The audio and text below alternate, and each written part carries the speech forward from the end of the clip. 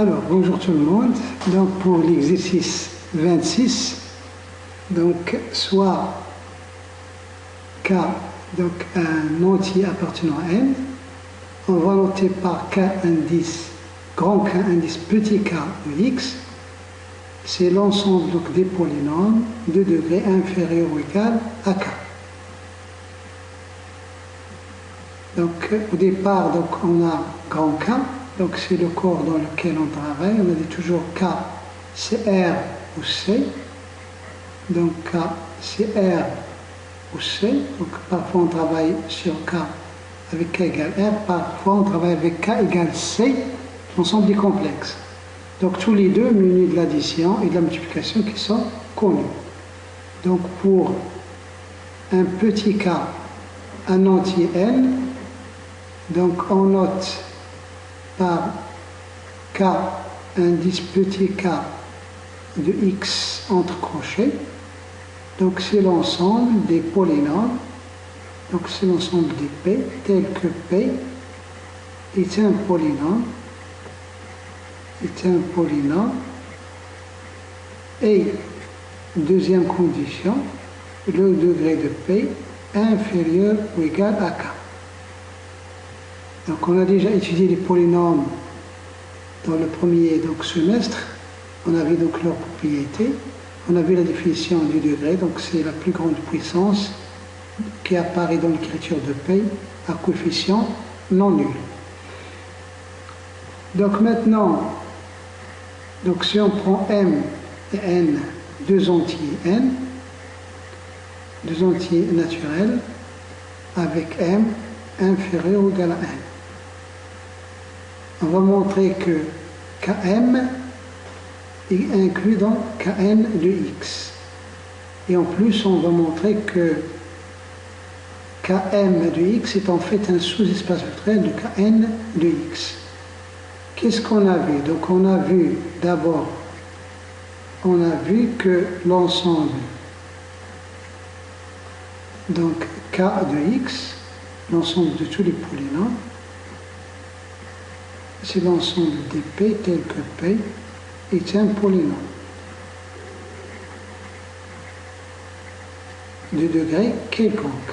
Donc K de X, c'est l'ensemble de tous les polynômes. K indice K de X, c'est uniquement l'ensemble des polynômes de degré qui ne dépassent pas K. Donc on a vu que K de X, muni de l'addition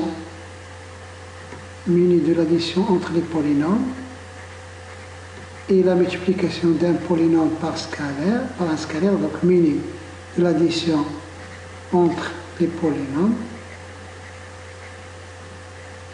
et la multiplication par un élément de K,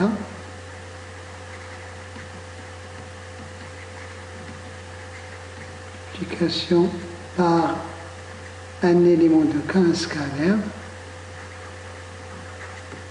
On a vu que K de X, muni de l'addition et de la multiplication externe d'un polynôme par un élément de K est un espace vectoriel. Est un espace vectoriel sur K.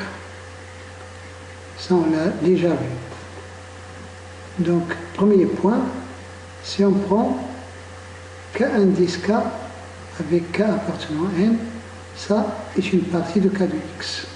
Car un polynôme de degré inférieur ou égal à K est un polynôme.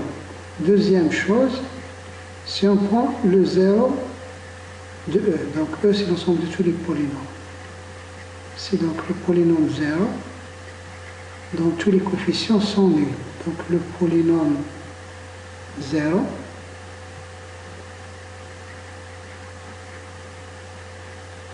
polynôme 0, donc qui s'écrit donc 0 plus 0x plus 0x carré, donc tous les coefficients sont nuls. Et on écrit donc pour ceux qui ont vu le cours sur les polynômes, donc c'est la suite dont tous les termes sont nuls. Puisque un polynôme, c'est une suite de coefficients qui s'annulent à partir d'un certain rang. Une suite de coefficients de K. Ça c'est la définition correcte d'un polynôme. Donc, degré de 0, on l'écrit comme ça, ou bien on l'écrit comme ça. Donc, d'après le cours, c'est moins l'infini, donc c'est inférieur ou égal à k, au k appartenant à n. Donc, le polynôme 0 appartient à grand K indice K de x, toujours. Deuxième condition, donc soit donc P et Q appartenant à K indice K de x. C'est-à-dire que le degré de P est inférieur ou égal à K et le degré de Q inférieur ou égal à K. Et quel que soit alpha appartenant à K, on va étudier donc le degré de alpha point P plus Q, qui est déjà un polynôme. Ça, on sait qu'il est inférieur ou égal au maximum du degré de alpha P et du degré de Q. On a vu ça dans le cours sur les polynômes. Le degré de A plus B inférieur ou égal au maximum du degré de A et du degré de B pour deux polynômes donnés. Or, ça c'est inférieur ou égal au maximum le degré de alpha P. Donc si alpha c'est 0, donc alpha fois P c'est 0, donc le degré de alpha P ça va être le degré de 0, c'est moins l'infini. Donc c'est plus petit que le degré de P, qui est inférieur ou égal à K. Si alpha est différent de 0, le degré de alpha P c'est la même chose que le degré de P. Et donc dans tous les cas, ce maximum est inférieur au degré de P et aussi le degré de Q, inférieur au maximum des deux, puisque le degré de alpha P est toujours inférieur au degré de P. Et on a le degré de P inférieur ou égal à K, le degré de Q inférieur ou égal à K, donc le maximum est inférieur ou égal à K. Donc le degré de cette combinaison est inférieur ou égal à K. C'est-à-dire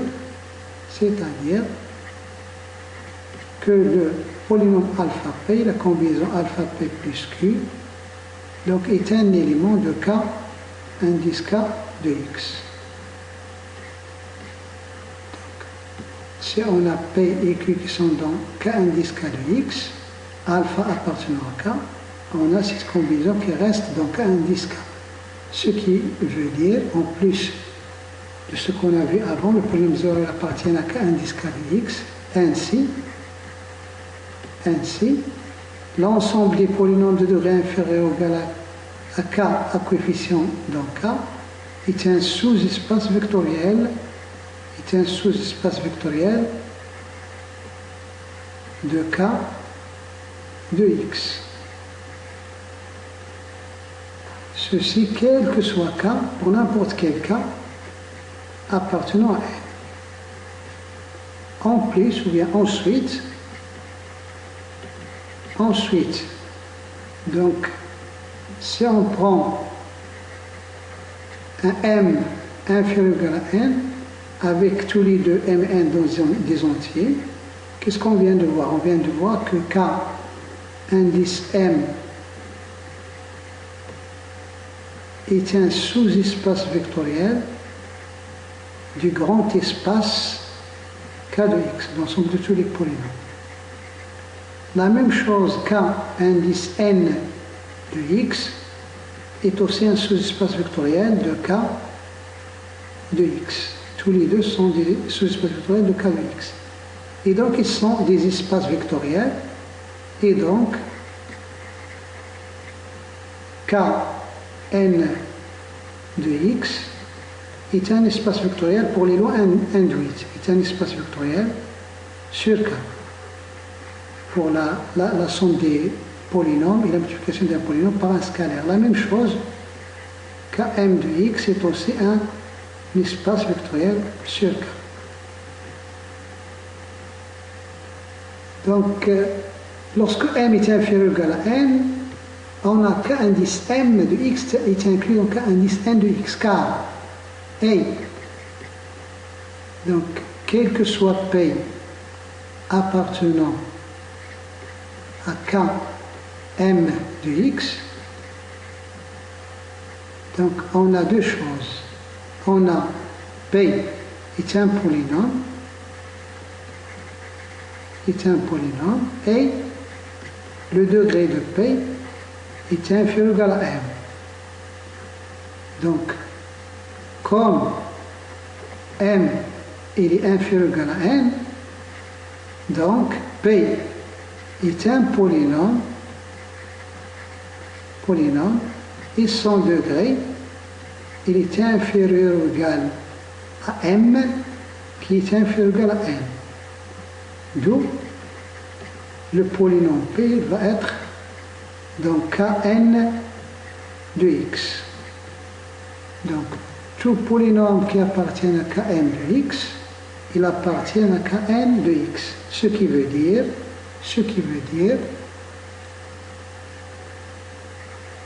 ainsi K indice M de x est inclus dans K indice N de x. Et K indice N de x est inclus dans K de x. Ça, on l'a vu avant. Donc on a vu que ça c'est un sous-espace vectoriel de celui-là. On a vu que Kn de x est aussi un sous-espace vectoriel de K de x. Mais en plus, Km de x, on va voir que c'est un sous-espace vectoriel de Kn de x. L'inclusion en tant que partie.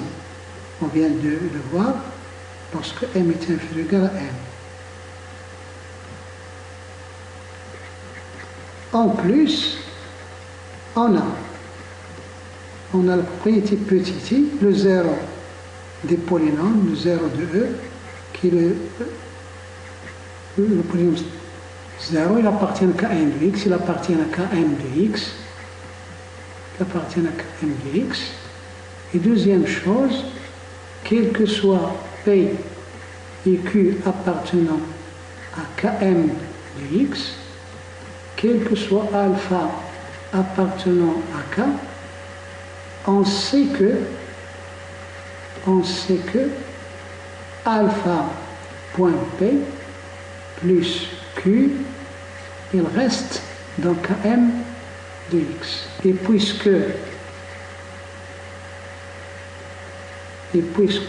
on a Km de x qui est inclus dans Kn de x, et Kn de x est un espace vectoriel, ça on l'a vu, est un espace vectoriel. Donc, d'après ce qu'on a vu ici, d'après donc étoile et deux étoiles, après ces deux propriétés, donc en fait K indice M de x est un sous-espace vectoriel. De K, cette fois-ci, indice N de x. Donc, et l'on a, si vous voulez, le schéma suivant. Donc, on a le premier sous-espace des polynômes, c'est l'ensemble des polynômes de degré inférieur ou égal à 0, c'est-à-dire l'ensemble des constantes. Il est contenu dans le sous-espace vectoriel des polynômes de degré 1, inférieur ou égal à 1, K1 de x. Ensuite, K1 de x, il est inclus dans le sous-espace vectoriel des polynômes de degré inférieur ou égal à 2, K de x. Et ça continue comme ça.